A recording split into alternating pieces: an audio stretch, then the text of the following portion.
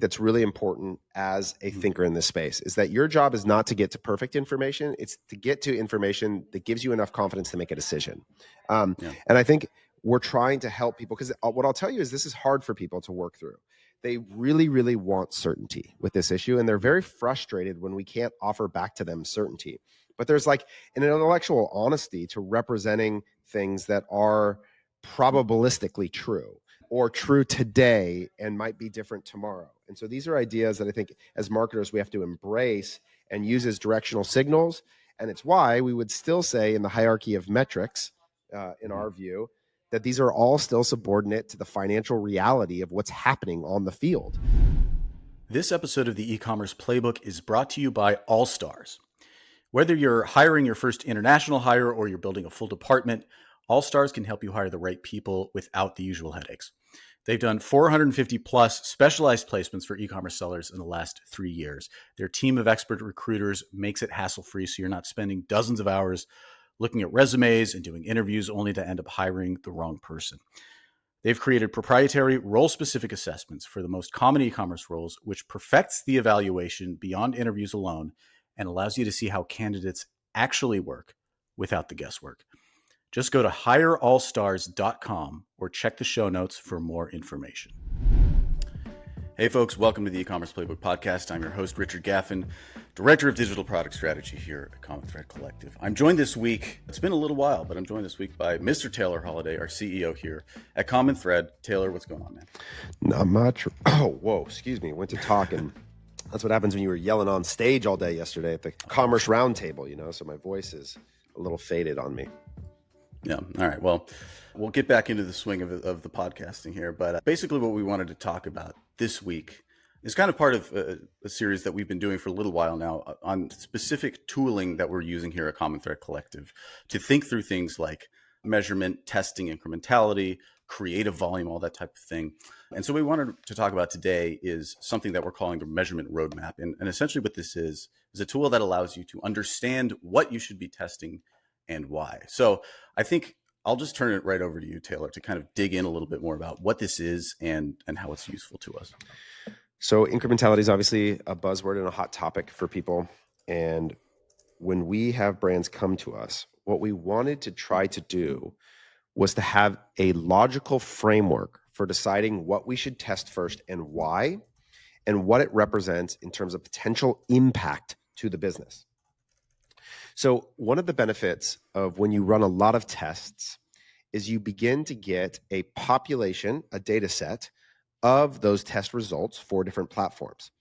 And what that begins to represent then is the upper and lower bound of potential incrementality in a channel. So let's just use Meta as an example. When we have run 50, 100, 150 incrementality tests on Meta, we begin to see what all those results represent in terms of how much the platform could be over-reporting or how much the platform could be under-reporting. And then that allows us to see, okay, what are the bounds of potential? What is the most likely outcome? Both of which are important data points in our workflow. And I'll explain how. The median, the most likely result of all those tests, is what we use as the benchmark factor. So the starting point that without a test result, we would assume the channel to be. And for Meta, interestingly enough, the factor that we use is 1.2 against 7-day click. So if you are using 7-day click revenue, we would use a benchmark starting factor that says the channel is underreporting the revenue by about 20%. And oddly enough, this is the exact same factor that House published in all of their test results too. So that's like sort of a reinforcement that it's a really strong starting point that our tests have aggregated there, their tests have aggregated there. There seems to be good confidence that in the absence of your individualized test result, that's a pretty good number. But, okay, we also want to be able to represent that may be the median result, but we've had some cases where Meta is wildly over-reporting, and we've had some cases where it's wildly under-reporting that same view. And we want to be able to say to clients, that represents the total upside or total downside of your current view. Okay, so I'm going to share my screen real fast to show you an example of how this is illustrated.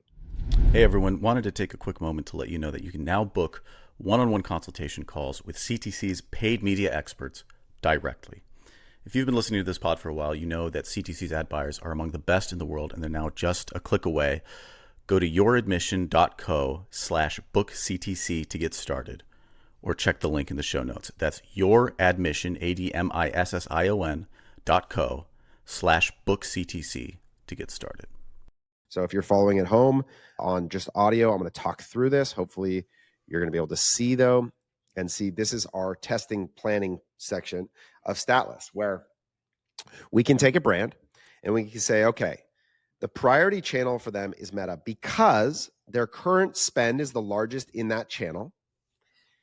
And if we were to take the platform reported revenue, second column, then we were to apply a worst case and a best case. So that represents the outer bounds of the potential incrementality results we have seen.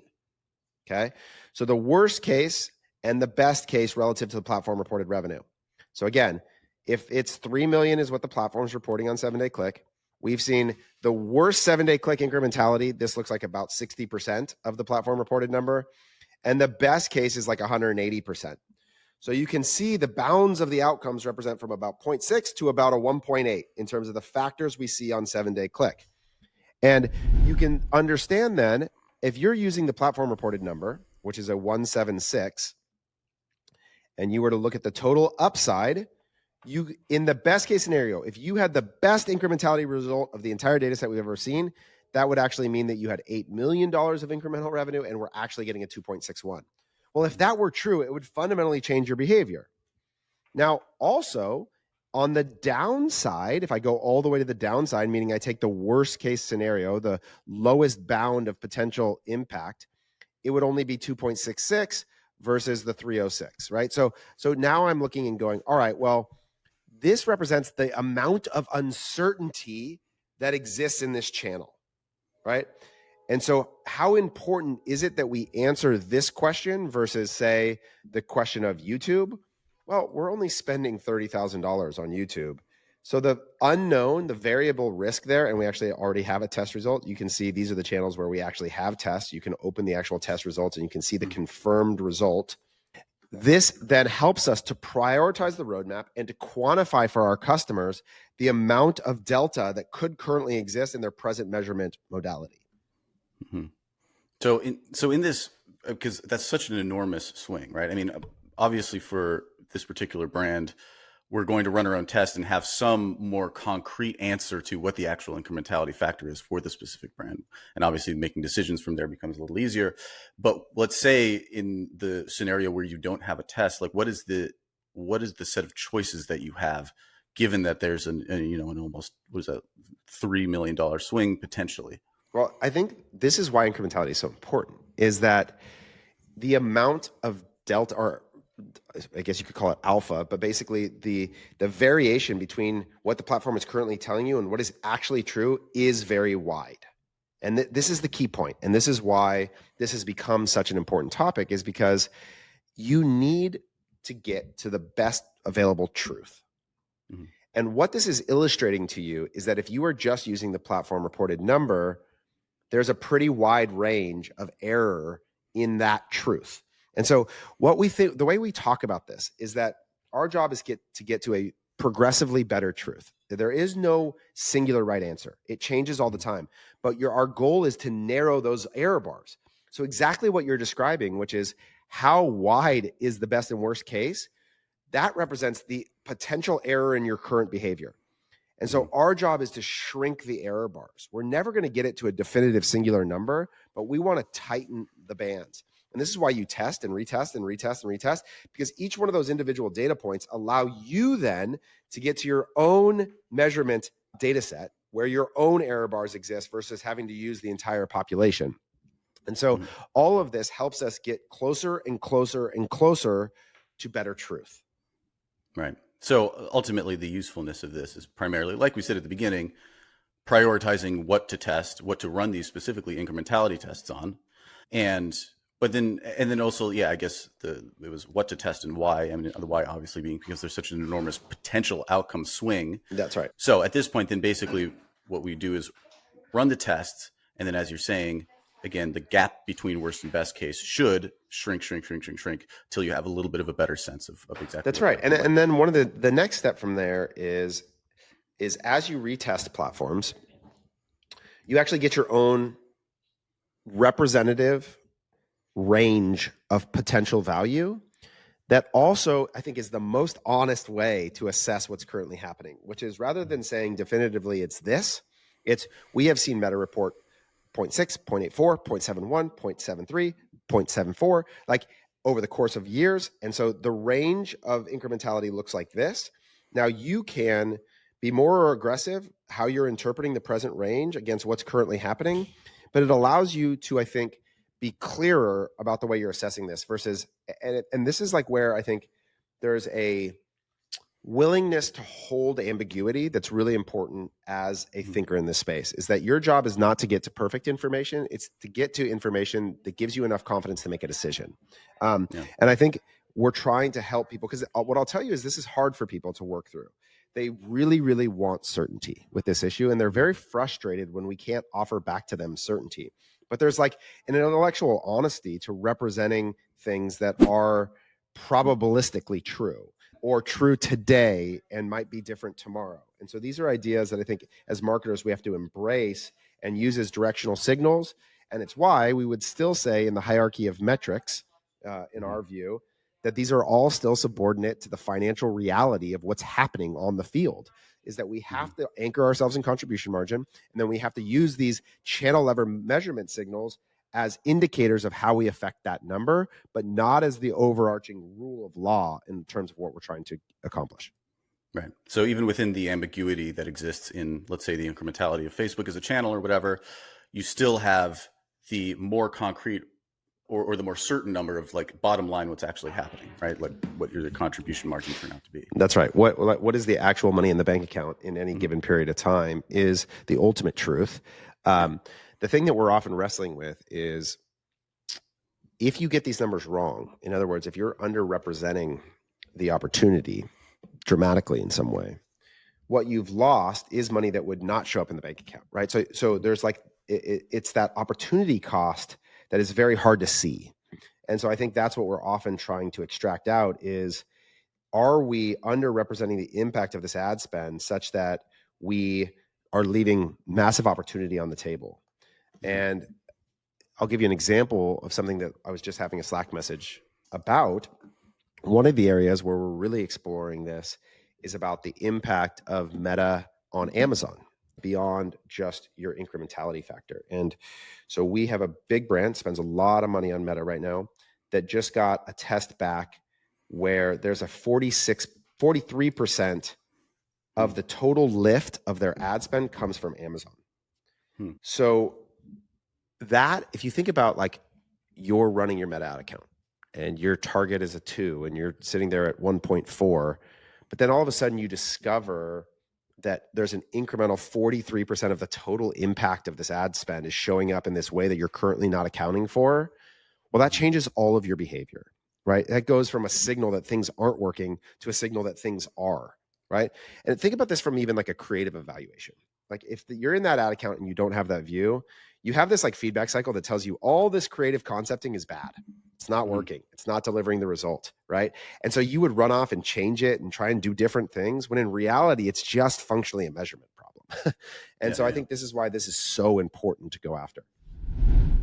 This episode of the E-Commerce Playbook is brought to you by All Stars.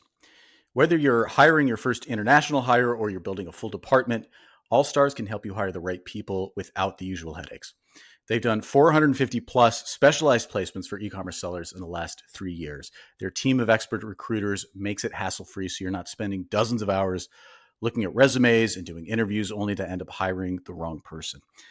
They've created proprietary role-specific assessments for the most common e-commerce roles, which perfects the evaluation beyond interviews alone and allows you to see how candidates actually work without the guesswork. Just go to hireallstars.com or check the show notes for more information. Yeah. Well, no, I mean, I am struck by just like the complexity of the ambiguity, I guess. Like we're dealing in ambiguities, we're dealing in things that are unseen. We're dealing in a lot of like known unknowns, unknown unknowns. It's kind of like existing in that area. So like, walk us through, like, what's the decision making process for, like you were mentioning before, living in that ambiguity. Let's say you're at a place where you don't have a clean incrementality test on, let's say, meta acquisition, and you have this enormous swing. What's the set of decisions you make there before you get to a point where you've actually narrowed in a little bit more clearly on what the incrementality of that channel is? I think you have to decide when it's worth pursuing this knowledge for the sake of some change you're trying to create. And I think there are these things that create impetus for this, right? Like I just told you one. Like if I was diversifying my distribution, I was launching onto Amazon, I was launching on Walmart.com, I would use that as a moment to say, okay, hold on. This is a clear period where we have to reassess our measurement system, where we have to look at it and go, there's something really distinct about this that we have to get an answer to. The next would be like similarly, like channel diversification. If you're getting ready to run on AppLovin, which everybody I think should consider in Q4, you should in October run an incrementality test on AppLovin so that as you go into a key moment where you potentially could scale spend a lot, you have visibility into the impact of that channel. And so I think there's these moments. The other thing would be like, if you're really struggling in a channel or you've seen performance dip, or in some cases, like we get brands that come to us. Another good example is you have a lot of organic demand. Maybe you're a business that has been built on an organic audience for most of your lifetime. And all of a sudden now you're venturing into paid. And so it's really, you have really high ROAS numbers in Meta, and you're just uncertain about the actual causal impact of that ad spend versus what's organic. So I think it's really important for people to be like principled thinkers about in what scenario is this information useful and in what scenario is it not. And what I've found, like even, I was listening to George, who is the CMO of Cozy Earth, who we work with, and he was on the Marketing Operators podcast this past week. And he and I have had a lot of conversations. We're even thinking about doing a series about their incrementality journey because it's so complex. But one of the things I've started to notice is like I was listening to him and Connor talk, and basically like what they kept saying was like, yeah, we get this test result, but we don't really believe it.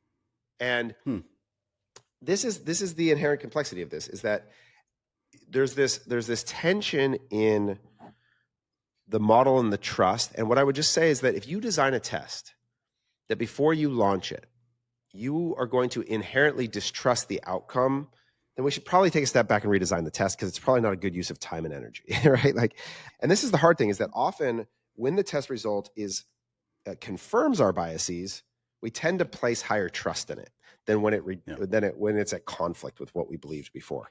And this is a challenging sort of general premise of how we as people, is that when we discover new information that's in conflict with our previous belief, it's harder to accept.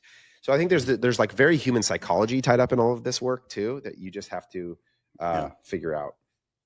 Okay, well, so I'm curious then, as a skeptical man yourself, what is the thing that that gives you trust to feel like these types of incrementality tests are useful? That's right. So the reason I care so much about the aggregate work is because what I want to see is some indication that there are reasons that underpin the outcomes that are repeatable within multiple brands.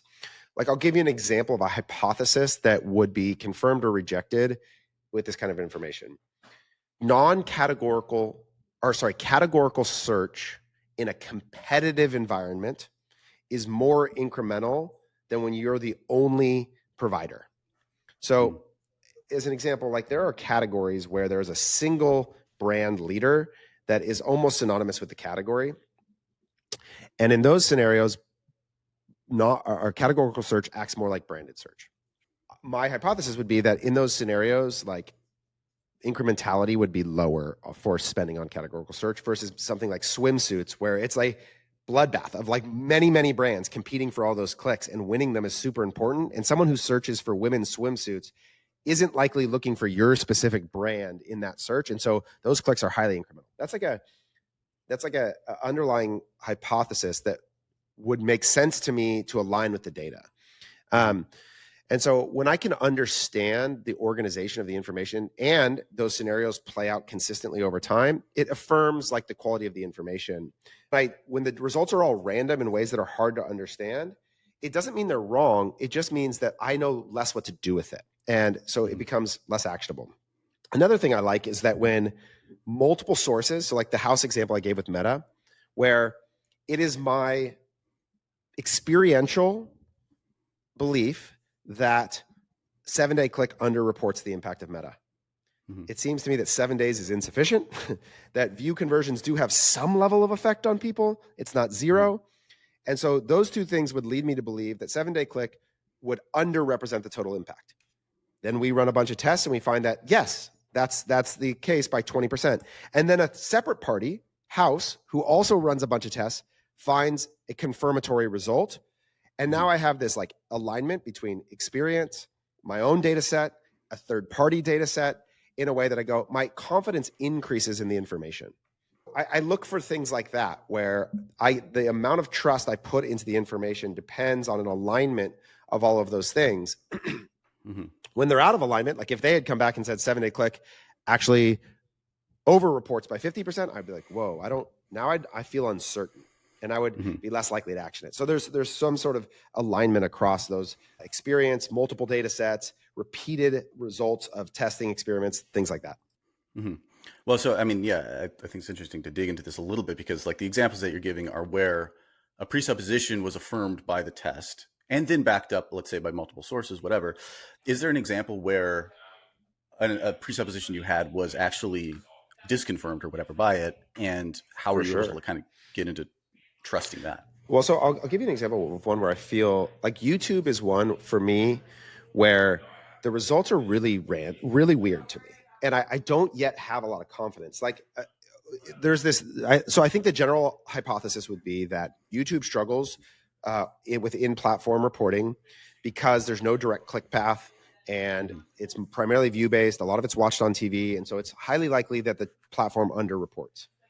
Well, that's not always the case. Like sometimes I see, like even the result we were just looking at, where actually the incremental revenue of YouTube was less than what was reported by the channel. And you're like, oh man, like I don't understand yet. And so I think there's these spaces of these more novel channels, especially when you get into these higher funnel actions, that the results are really disparate across things. And I don't yet have a clear idea in my head about how to interpret it. And so I really sort of place higher value on the individual results of like, okay, well, in this case, this is what happened.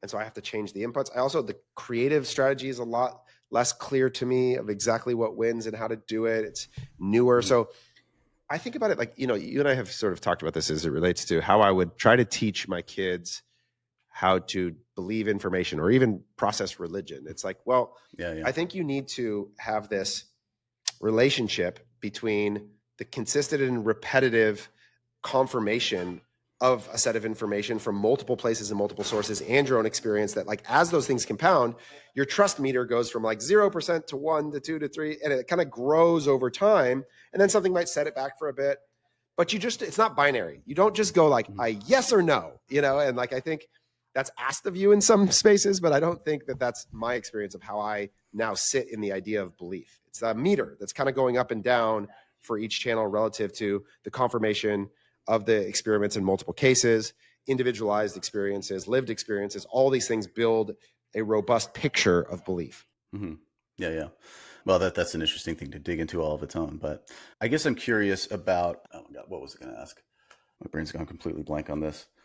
Oh yeah. Okay. Sorry. So one important element of the foundational level of trust here, I would imagine, is, do you trust the actual mechanics of the test itself? Right. So we've talked about how these work like a million times, but I think it might be worthwhile to say so at least at some level, obviously like 60 incrementality tests are going to be more valid than one or whatever. But why is that the sort of mechanic, this sort of like geo holdout thing? Why do you trust that fundamentally? I think in its purest form, the idea of the absence of an effect and the presence of an effect, assessing the value of the effect, is like structurally the best kind of test design that you could have.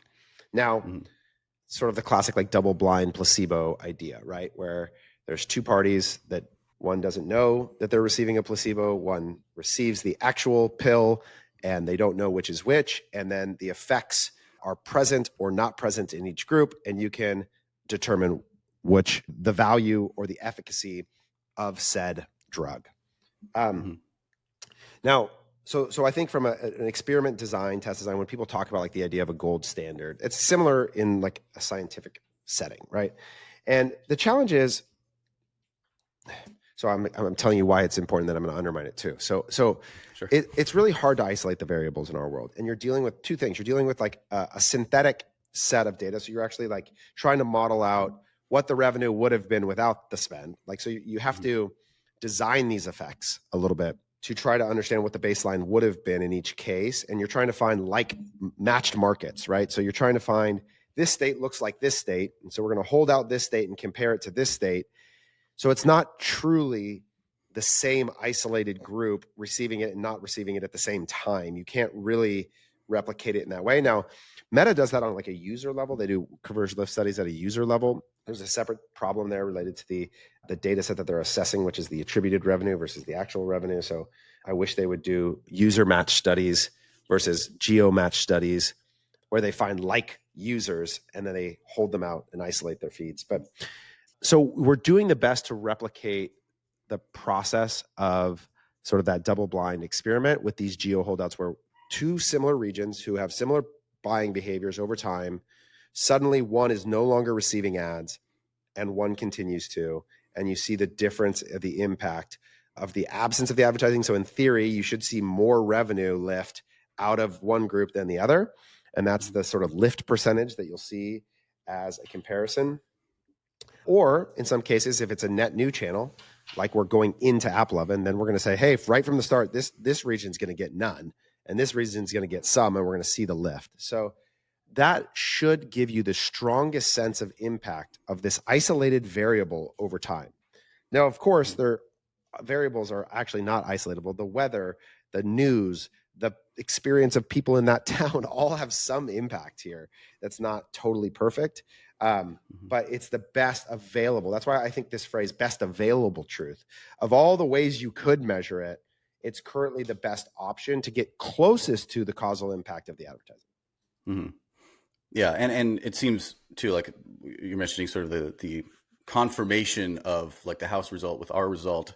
There at least seems to be on aggregate, having done these tests many, many times, that there's some consistency there, which is an indicator of that it's useful in some way. Well, in some places there's consistency. In other places it seems inconsistent right now. So that goes back to like, where do I assign more trust? And this just goes back to like same thing with scientific studies. If a bunch of third parties can replicate them and they get the same outcome, then it's like, oh, okay, well, this feels like maybe there's more confidence here. The more people replicate the result, the more people drop the apple and it falls to the ground, the more trust we have in gravity. If that only happened in Italy, then they'd be like, well, that's confusing. You know, you'd have to find some alternative effect besides sort of a globally shared gravitational principle. Like, and so I think that's what we're looking for here is the experience of Meta 7-day click the same? Does it have a range? Does it have a likely outcome? And that also gets us to a place where in theory, at some point, you might be able to define enough attributes to not need to test everybody. This is another thing that I think is ultimately part of my ambition here, is that let's imagine you ran 1,000 tests and you had this really tight concentration of results around a very similar endpoint. Then you could actually use sort of a nearest neighbor principle, which is to say this brand is like these other brands in these ways, and you could probably get pretty good at predicting the likelihood of incrementality. And I think that's some of what the future is going to hold for this, is that it's not actually going to be necessary to test everyone all the time in every place, but you're going to be able to use the collection of results to infer likely outcomes that you can be confident in at a level that allows people to make decisions faster. Yeah. All right. Well, let's bring it back to our measurement roadmap then. And so, as kind of we're laying out here, getting to the absolute truth is impossible, but getting closer and closer and narrowing in on it is, and prioritizing what you should measure and why and when is exactly what this is for. Getting a little bit clearer on what the outcome might be. So, tell us, Taylor, is this rolled out right now? Are we doing this with clients? So we have the testing roadmap rolled out to customers, and our growth strategists are going to be using it in conversation to represent potential value. There's a piece of the puzzle that we're trying to wrestle with, which is like, how do you assess the potential impact of spend that doesn't yet exist? So like, why AppLovin? Well, we could if you put in this much budget, this is the potential range of impact that we've seen. So there's almost like a media planning part of it that I think is another component we're going to keep improving on. But this is a complicated thing. We're trying to equip our people with tools to help educate the customers to understand why this is valuable and what they can expect from it. So we're going to keep improving this tool. It's something we want to keep helping to design and help our people think through to make sure that people are confident in why we're suggesting a testing roadmap, and to also reinforce the idea that this is a journey. It's not a one-time solves all the problems, is that we're going on a truth-seeking mission together for the next few years. And our hope is that we get closer to something we feel confident in the longer that we go and the more tests that we run. That's right. And if you're interested in going on a truth-seeking mission with us, you know where to find us. commonthreadco.com, hit that hire us button. Let us know that you're interested. We would love to chat with you if you're an 8 or 9 figure brand. All right, folks. Well, I think that's going to do it for us for this week. Until next time, we'll see you.